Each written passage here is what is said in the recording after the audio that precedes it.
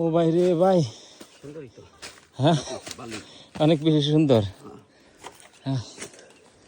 হ্যাঁ মাছ মেল লেগে উঠতেই আছে, আর নাহলে উঠতাম নিলে। পাহাড় অনেক কষ্ট, বেশি কষ্ট। গাইড করতেছে মিনারে। ও নো,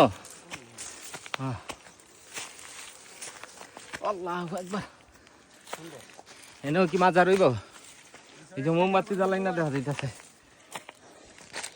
হ্যাঁ মাঝারি তো